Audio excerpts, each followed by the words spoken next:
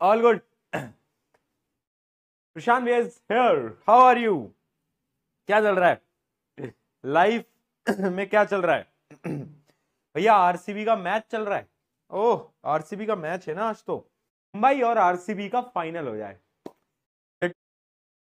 हुआ किसी चीज को ऊपर फेंकेंगे नीचे आएगा, बहुत सारे क्वेश्चंस हमने उसके भी सॉल्व करे, है ना, याद आ गया हुआ ग्राफ्स। और लास्ट क्लास के अंदर मैंने आपको ग्राफिकल डेरिवेशन भी सिखा दी थी। डेरिवेशन इंटीग्रेशन दोनों हमने सीख लिया, डिफरेंशिएशन इंटीग्रेशन दोनों हमने सीख लिया। राइट राइट, यहां तक की कहानी खत्म। अब ये जो अगला चैप्टर है that is motion in plane. अच्छा, मोशन इन 1D जो अभी तक हमने पढ़ा, जो basically motion in straight line है, उसका वन शॉट वीडियो जो 2 घंटे के अंदर जो पूरा चैप्टर है, बेसिक मैथ के बिना physics is of no use. तुझे डिफरेंशिएशन नहीं आएगा, इंटीग्रेशन नहीं आएगा, ग्राफ समझ नहीं आएंगे, ऐसा मत करो।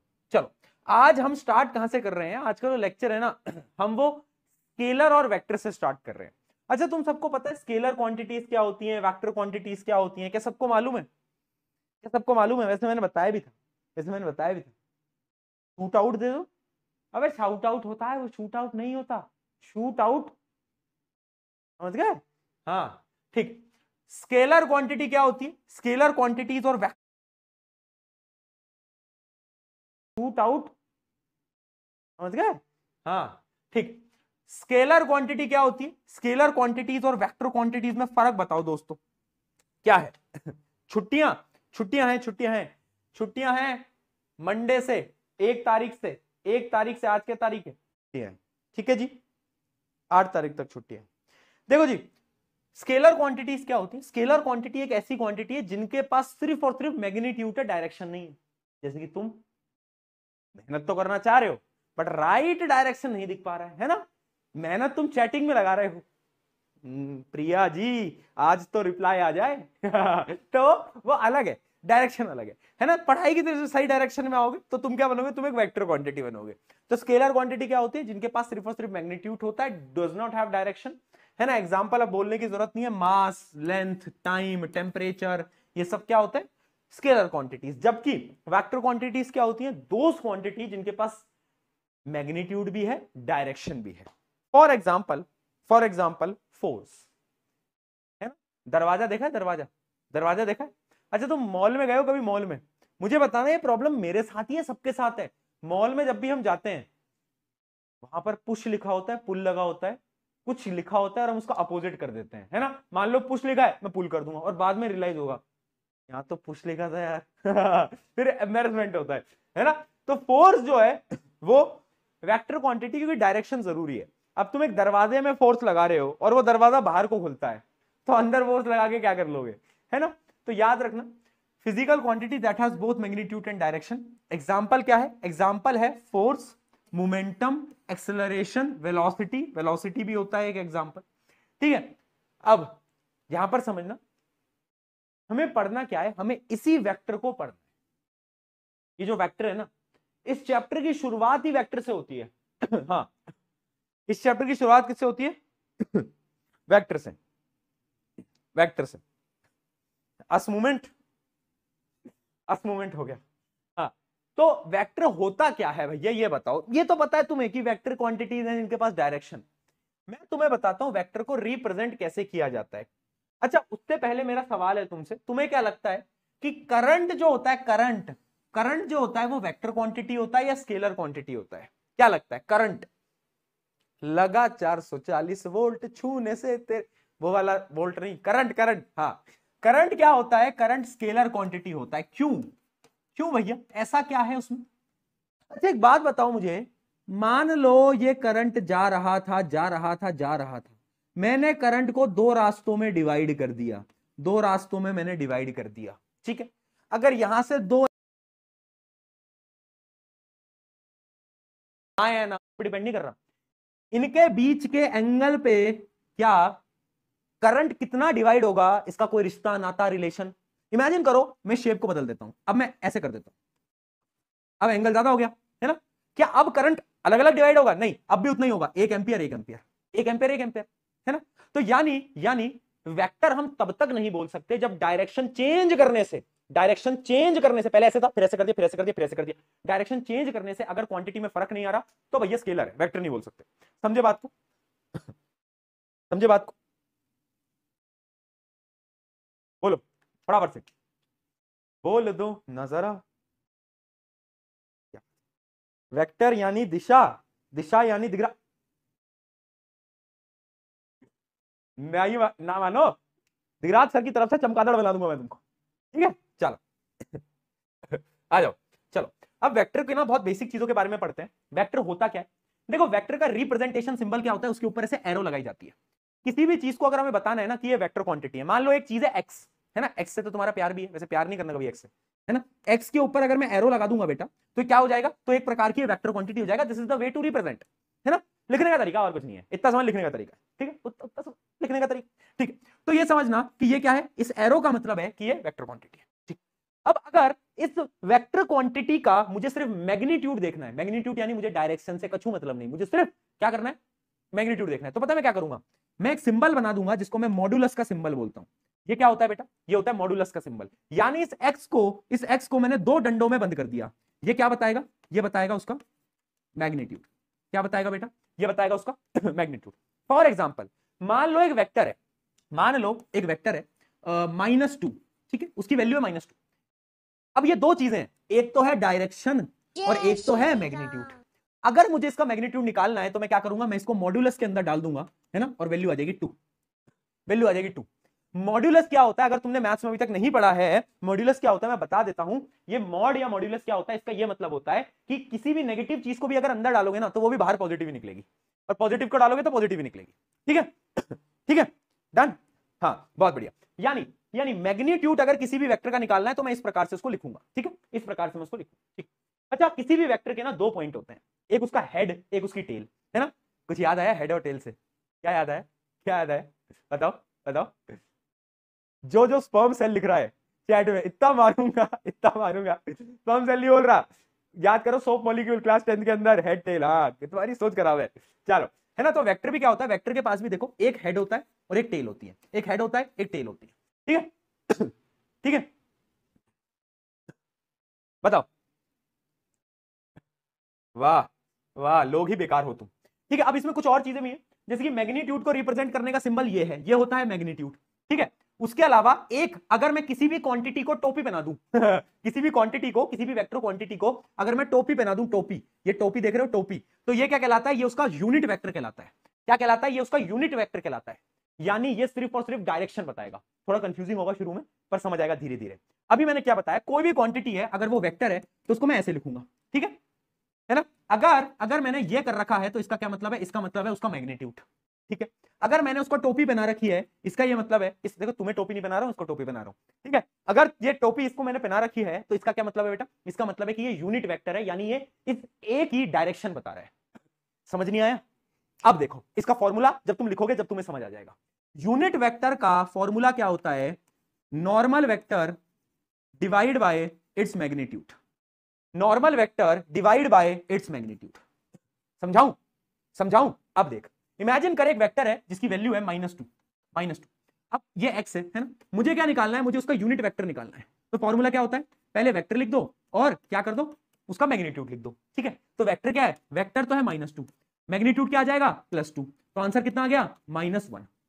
यानी ये माइनस क्या बता रहा है? ये यूनिट वेक्टर हो गया। ये माइनस क्या बता रहा है? ये उसकी डायरेक्शन बता रहा है। ये जो कैप होता है ना, कैप, इसको हम क्या बोलते हैं? इसको हम बोलते हैं यूनिट वेक्टर। क्या बोलते हैं बेटा? Unit vector. समझ आया तो चैट में लिखो फटाफट से। समझ आया तो चैट में लिखो। हाँ, नई चीज हो सकती है क्योंकि मुझे पता है अभी स्कूल्स में शायद नहीं पढ़ाया होगा, है ना? स्कूल्स में तुम्हारे पहुंच गए, 3rd चैप्टर तक पहुंच गए क्या? इस चैप्टर तक पहुंच गए स्कूल में या नहीं पहुंचे? नहीं पहुंचे? पहुंच गए?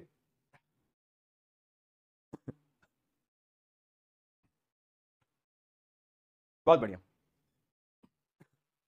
ठीक है, बहुत सही बहुत सही। यार नहीं पहुंचे अभी, मुझे लगा ही था।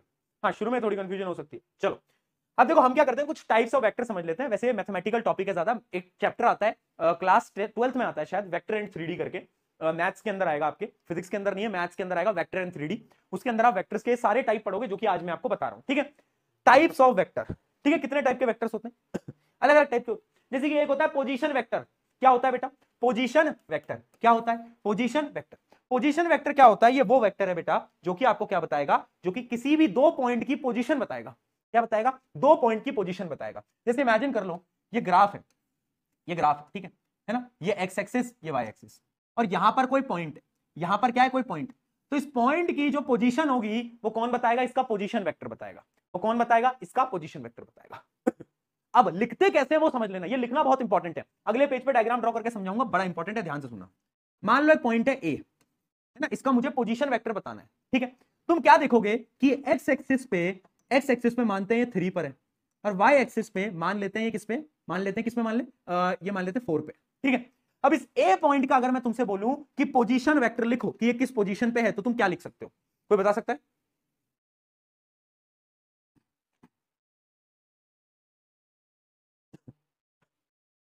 बताओ।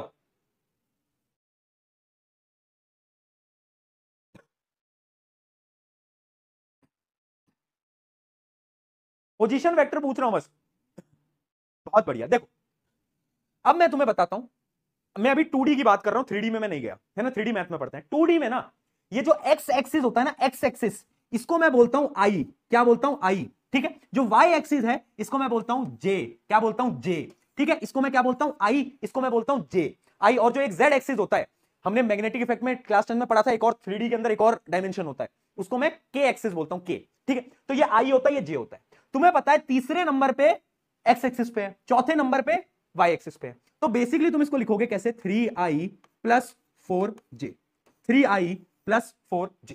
ये होगा उसका क्या, बोलो, पोजीशन वेक्टर। ये आई और जे क्यों लगाया? अरे आई का मतलब है एक्स एक्सिस, जे का मतलब है वाई एक्सिस। इतना समझो, धीरे धीरे डिटेल में समझोगे, ठीक है। बहुत बढ़िया, बहुत बढ़िया। क्या ये सब लिख पाए? और अगर इसको और डिटेल में समझना है, वैसे मैथ्स में समझोगे, तो एग्जैक्टली इसको कैसे लिखते हैं? 3i कैप प्लस जे कैप। कैप लगाते हैं ऊपर, क्यों? कैप का मतलब क्या है? कैप का मतलब है यूनिट वेक्टर। कैप का मतलब है यूनिट वेक्टर, तो यहां पर कैपिंग और कर रहे होते हैं, है ना। तो अगर एग्जैक्टली तुम्हें समझना है तो इसको कैसे लिखेंगे? 3i cap plus 4j cap. वो हम धीरे धीरे समझेंगे, अभी तुम चिल करो, लोड मत लो उतनी, ठीक। सही है, बहुत बढ़िया। आ जाओ भाई। अगला, अगला है डिस्प्लेसमेंट वेक्टर। डिस्प्लेसमेंट वेक्टर क्या है? दो पॉइंट के बीच का डिस्प्लेसमेंट। फॉर एग्जांपल एक ग्राफ ले लेते हैं, ठीक है। मान लो यहां से लेकर यहां तक के बीच में, ये पॉइंट ए था, ये पॉइंट बी था, इनके बीच के डिस्प्लेसमेंट का हमें वेक्टर निकालना है, ठीक है। बी का मैं आपको दे देता हूं, ये है 4, ये है 5, ये है 2, और ये है 1। अब आप मुझे बताओ कि इसका डिस्प्लेसमेंट वेक्टर क्या होगा? डिस्प्लेसमेंट वेक्टर क्या होता है? डिस्प्लेसमेंट क्या होता है? Final position minus initial position. तो सबसे पहले फाइनल वेक्टर लिख लो, बी वेक्टर लिख लो फटाफट से। क्या लिखोगे? बोलो मेरे साथ। 4i cap, 4i cap, 5 5j cap, ठीक है।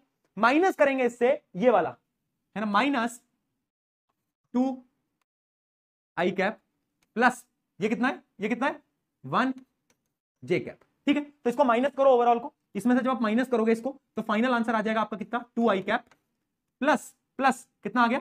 4j cap. क्या सबका ही आया? क्या सबका ही आया?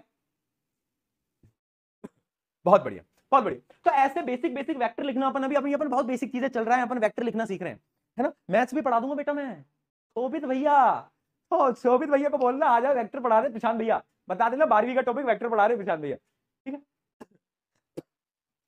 चलो, चलो जी, आ जाइए, आगे बढ़ते हैं। अब एक अगली चीज आती है, इक्वल वेक्टर्स। इक्वल वेक्टर्स क्या होते हैं?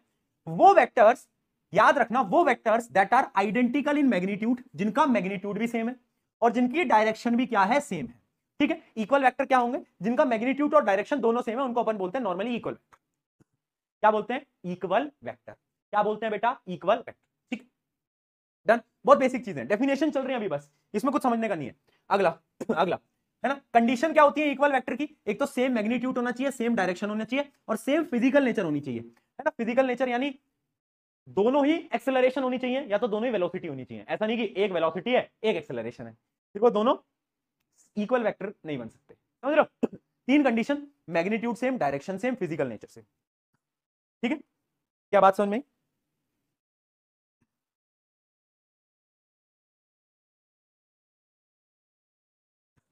101 आरसीबी। पर तुम्हें कैसे पता चला वेक्टर्स की? पैरेलल वेक्टर्स क्या होते हैं? देखो पैरेलल मतलब दोनों की डायरेक्शन सेम होंगी, पर जरूरी नहीं है कि दोनों का मैग्नीट्यूड सेम हो, यानी डायरेक्शन सेम होना कंपलसरी है बट मैग्नीट्यूड बदल सकता है। ठीक है, फॉर एग्जांपल मान लो कोई चीज है जिसका कोई वेक्टर है एक्स वेक्टर जो कि है जिसकी वैल्यू है 5, है ना, जिसकी वैल्यू है 5, और एक दूसरा वेक्टर है जिसकी वैल्यू है 10। तो इन दोनों की डायरेक्शन तो सेम होंगी पर एक बड़ा एक छोटा, एक बड़ा एक छोटा, तब हम उसे बोलते हैं क्या? Parallel vectors. ठीक है, बहुत बढ़िया। एंटी पैरेलल, अगला आता है एंटी पैरेलल वेक्टर्स।